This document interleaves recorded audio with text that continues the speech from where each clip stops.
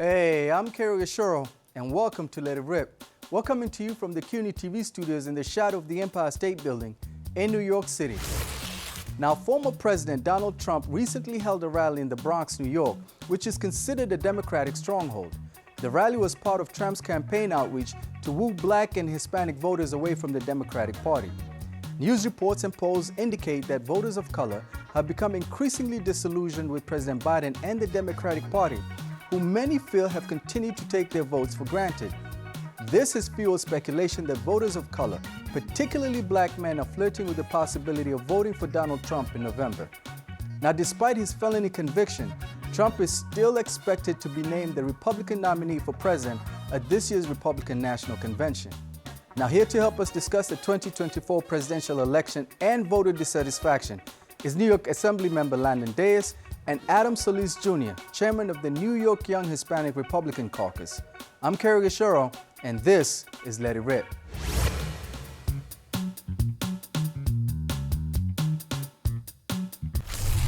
Adam, I want to start with you. What was the significance of the rally in the Bronx that I think you organized it?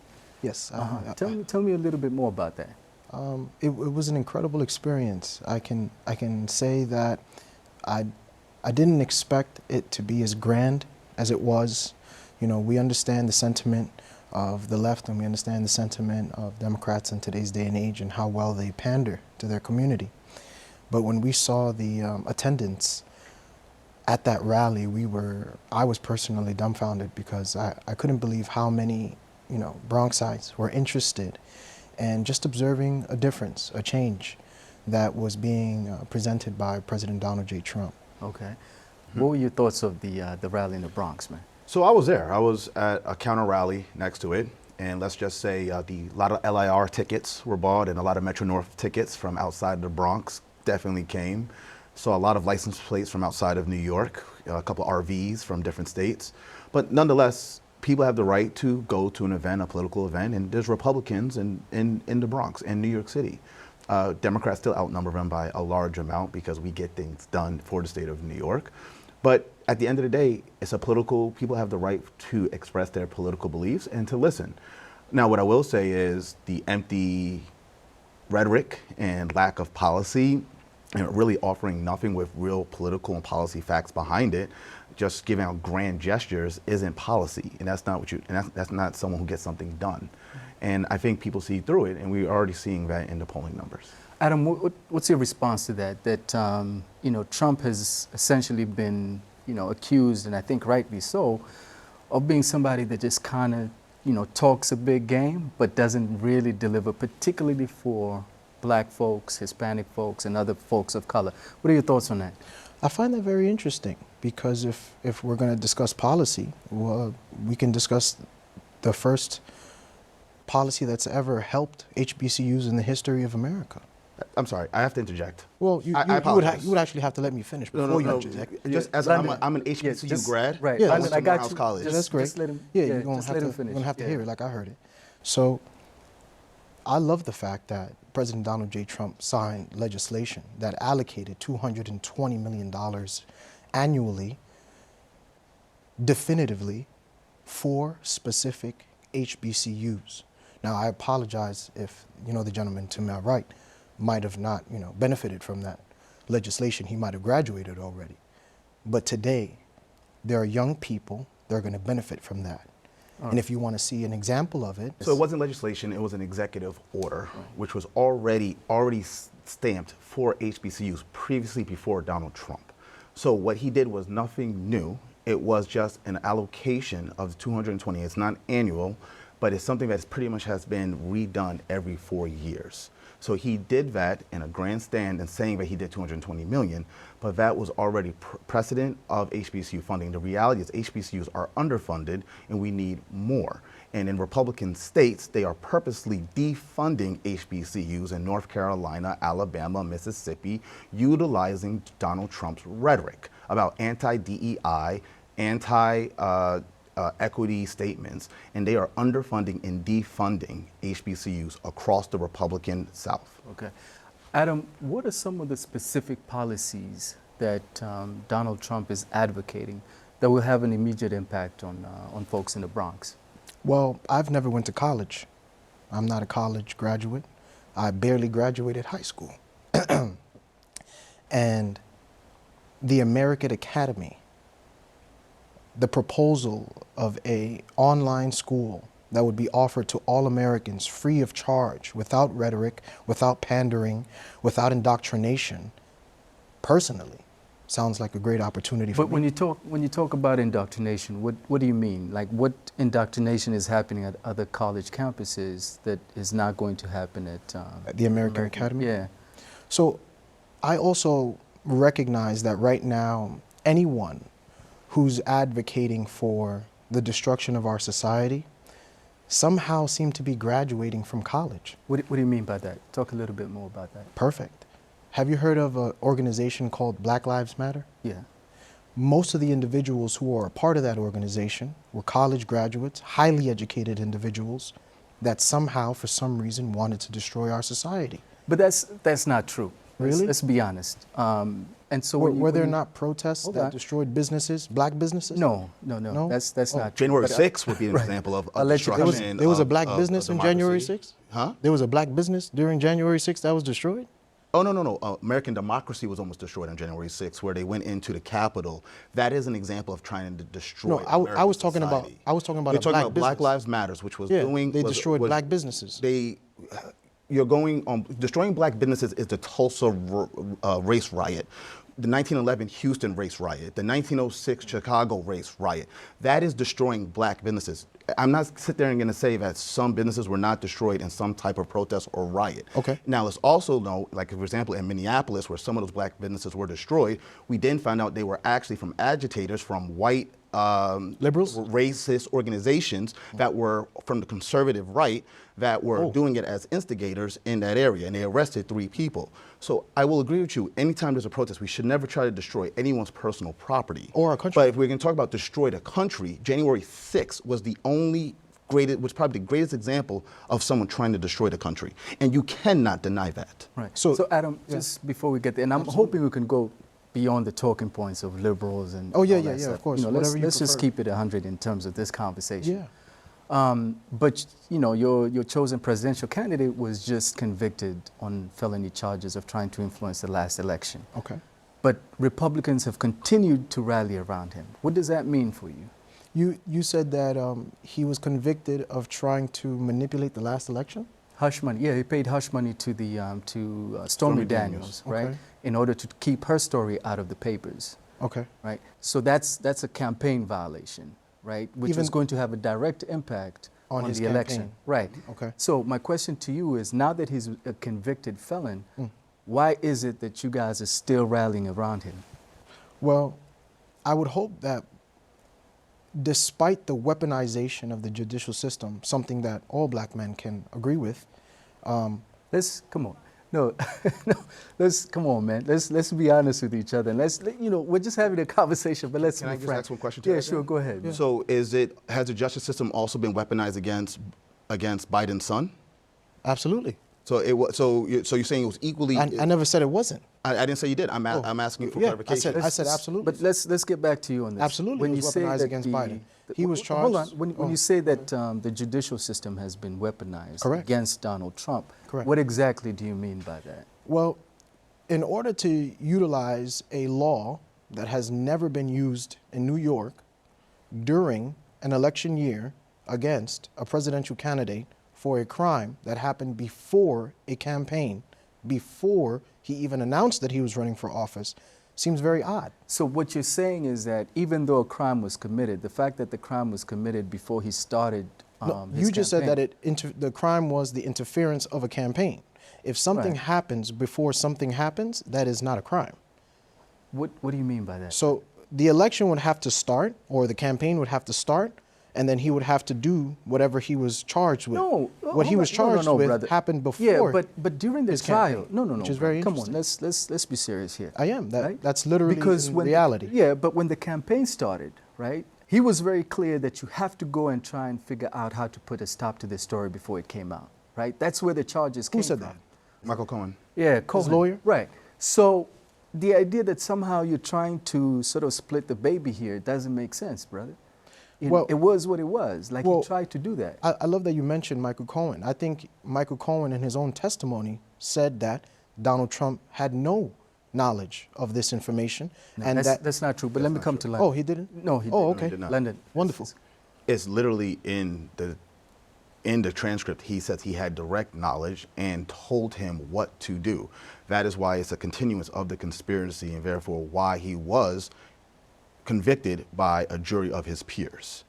So nowhere did it say, nowhere did Michael Cohen say out of his own mouth, that is written in minutes, that Donald Trump had no knowledge of this entire operation that he decided to take on. If anything, he said that he was doing it so that Donald Trump couldn't be held liable. Right. No, that's and he not knew true. that if Donald Trump that's not true. would to have knowledge of it, he would be liable. Right. Yeah, but he did have knowledge of it. He acted under his direction. Michael Cohen was following Trump's directions. So from what I understand and the information that I read, Michael Cohen said Donald Trump had no knowledge of it. That's not true. But let's move the conversation in terms of people saying that Biden and Trump are both mediocre white men who are not really doing much for the black community and the Hispanic community. I'll let him go first, Oh, please. wow, you're a gentleman.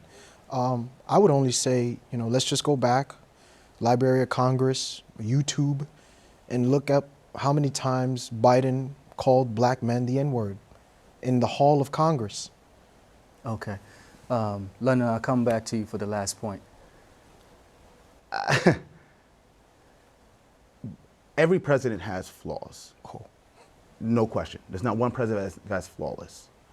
But when we look at President Donald J. Trump, outside of maybe Andrew Johnson, he's probably the most flawed president in United States history. I won't sit there and say I'm the biggest Biden fan, but what I do know is Biden is effective. He's able to get bipartisan legislation done. He's able to run the country in a professional and efficient manner that ensures our future. All right. The reality is he is the only choice that we have in November for all Americans, black, white, Latino, Asian, because he is the one that can help us get to the next stage, which is a better America, not Donald Trump. All right, great conversation, but we have to stop there. When we come back, we'll discuss the moral and ethical implications of what it means to have a convicted candidate run and be nominated for president. I'm Kerry Gashuro, and this is Let It Rip. Welcome back to Let It Rip. Now, some believe because of Trump's wealth, power, and influence, any negative collateral consequences from his felony conviction will be negligible. In fact, rather than having a negative impact on his presidential run, Trump's felony conviction led him to raise approximately $53 million 24 hours after he was found guilty, bringing his total campaign contributions in May to $141 million.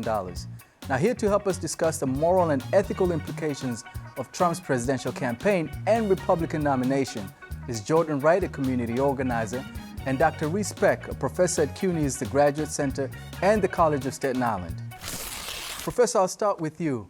What's your take on the ethical and sort of principle takes on what Trump has been able to do? Well, I think, the thing about Trump is he's kind of defied all the laws of conventional politics. I mean, if you take something as simple as the fact that his vice president, Mike Pence, didn't even support him for this second election, that would be a huge scandal in the 90s and the 2000s. And yet we don't even blink an eye at it. And so any other politician being a convicted felon, their career would be over. But with Trump, he has literally kind of changed the norms of our political culture since he emerged on the scene in 2015 and 2016. So the regular rules don't apply. And I think it fits this populist outsider image of him as, this rebel fighting the establishment. And it just feeds all the narratives that he's already constructed for himself and for the conservative movement. Okay. And Jordan, what's your take on that? I think that it gets to a point where, as Americans, we know that we have to, do better in terms of, who we're electing as our president to represent us to the entire world. I was proud to have managed the campaign of current council member Yusef Salaam, and obviously, he called for their death with full-page ads in the New York Times. So I think that we need to see, what people have done in their past and kind of see what the future might look like. And I think that that's how we can read up, how we're representing ourselves. Professor, but how do we explain the normalization of what has in the past been something that would be a death knell to anybody's political career, but it's not only seems normal now, or it's been normalized, but that it's also helping him get even more popular than before? What's your take? Trump, if anything, is a creature of media. If that's one thing he understands how to drive media narratives, how to brand products and brand himself. And he was a pop cultural icon before he was a political figure. But when you combine the fact that now the entire conservative movement has kind of embraced him as their leader, now anything that is a slight against Trump is a slight against them, the rank and file, right? And so he's a symbolic figurehead. And once you get to that place, it's kind of dangerous, because then a politician can get away with almost anything, because everything is not seen in terms of their individual merits or what they've done in terms of personal responsibility. It's always seen as a kind of conspiracy against the movement itself and the regular rank and file Republican voter. And so, I think that's what's going on. And the more you attack him, the more it energizes them. And so we're in this tricky set. But this doesn't actually tell us what the independent voter, the kind of non-30, 40%, person that's locked in, hardcore Republican MAGA, it remains to be seen, that independent voter, more the middle of the road voter, how this is going to affect him. Right. And what's your take on white evangelicals who are now lining up behind him in greater numbers than before?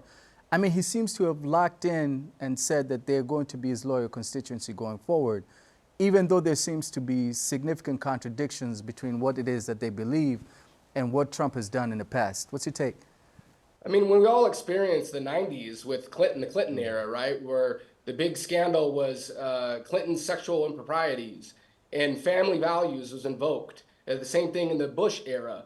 And Trump goes against all those things. So it almost makes someone's head spin a little bit. But I think, again, once you look at him, maybe some people have argued the evangelical base looks at him more in a strategic way. As long as he gets the job done and overturns Roe v. Wade, which he successfully did, there's a rational kind of strategic cold calculation approach to it. But I don't think that quite gets at it. I think there are other contradictions where they'll rationalize him, and it's like God creates an unlikely warrior for people that has his flaws. Like, they'll come up with anything, but then if it's a Democratic candidate, any minor affair or divorce is put under a spotlight. We saw this with Obama, right? Obama was like a perfect family man, but they tried to, turn almost him wearing a tan suit into a scandal. So it's amazing what groups will rationalize to support their leader. Okay. Jordan, the media narrative right now is that Trump may be able to cleave off voters from the Democratic Party, particularly black men. Is that something that is being honestly reported? I don't believe so, and I truthfully think that, black men, they understand the exercise here. They know the kind of damage that Donald Trump has done to the black community, specifically what I mentioned before with the Central Park jogger case and the 5 black and brown boys that he called for their death sentence before they even stepped foot in the courtroom.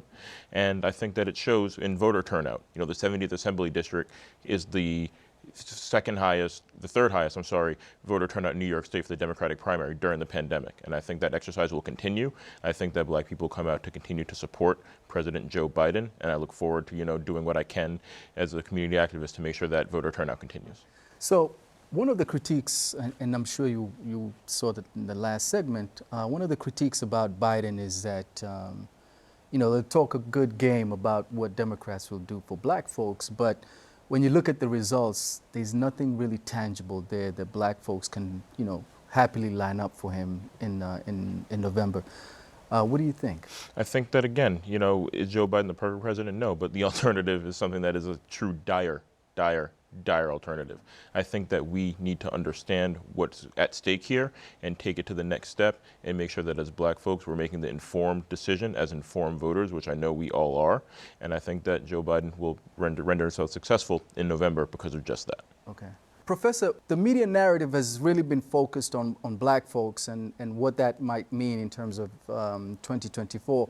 but there really isn't an analysis of white voters. And there seems to be an underlying assumption, at least, that majority white voters may just go ahead and vote for Trump. I don't know what your analysis is on that.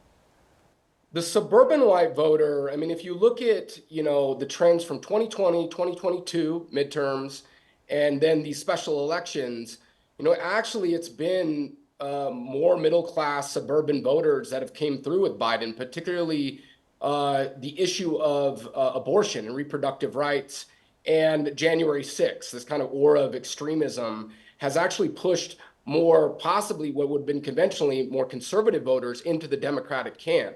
And you even see older white voters, which usually we associate with Republicans, right, shifting toward Biden as well, which is weird. There's these weird kind of realignments. But I think one of the key demographic schisms that we have to look at is the education divide. And that was big in 2016. It was big in 2020. And I think it's going to be a key factor here in the next election, the divide between the college educated and the non-college educated. And that divide cuts across ethnicities and genders. And so the Democratic Party is increasingly doing worse and worse with non-college educated voters. And so I really do think they need to have better gains than they've had in the last couple election cycles. And Trump is really done well with that demographic. Okay. Jordan, I want to come to you with regard to the importance of staying engaged, particularly with the local elections, which I know you've been very, very active in, and also the state and federal elections. Yeah, I was happy to have been a part of a campaign last cycle when Councilman Yusef Salaam ran for the New York City Council, and that was the highest voter turnout in the whole city, the 9th Council District. Happy to see that, as Black people, as Harlemites, we are moving forward to keep on that trend going, moving upwards. And I think that, engagement is engagement, and, engagement with the political process is that much more important. And I think it's key that we are driving that for Joe Biden to make sure that, he can be the next president. I think that's key. That's what we're going to do moving forward. And so when you look at the young folks in your district, yes. Do you see them being actively engaged where they're not only going to be very, very active in the local elections, but the 2024 presidential elections that are coming up? Absolutely. I think moving forward, the young folks in Harlem are going to be very engaged, looking forward to promoting more initiatives to make sure that gets done so they understand who their local electeds are, why they're important to them, and why that they, moving forward, will see them every day and understand why it's important to go to the polls when it's time to vote. Professor, I want to come to you with regard to the criticisms about both candidates, Trump and Biden. Do you think this would be the opportune time for people to start looking at third-party candidates? You'd think this would be fertile territory or fertile conditions for a third-party candidate to rise to the top. The most successful of the past was, candidates like Ralph Nader or Ross Perot was actually the most successful. And you'd think in this moment, because you have these historically unpopular candidates, that this would be grounds for an opportunity. But I don't quite see it in the polling. RFK has got, I think I've seen some polls like 9%, but it's uneven. But I'm not sure. I think Trump is such a polarizing figure that it drives both Democratic turnout and Republican turnout, and it hardens the kind of partisan core, right, and base on each side because the stakes are so high with Trump. And so that kind of squashes out a chance for anyone to take a gamble on a third-party candidate. And so I think that's what's going on. You'd think, because they're so unpopular, both of them, that would lead to more of a success for a third-party candidate. But I just think, again, Trump is so polarizing that it kind of kills that space. All right. Well, that was great, but we'll have to end it there. I want to thank our guests, Jordan Wright and Dr. Reece Peck, for joining us today. I'm Kerry Gashuro, and this is Let It Rip.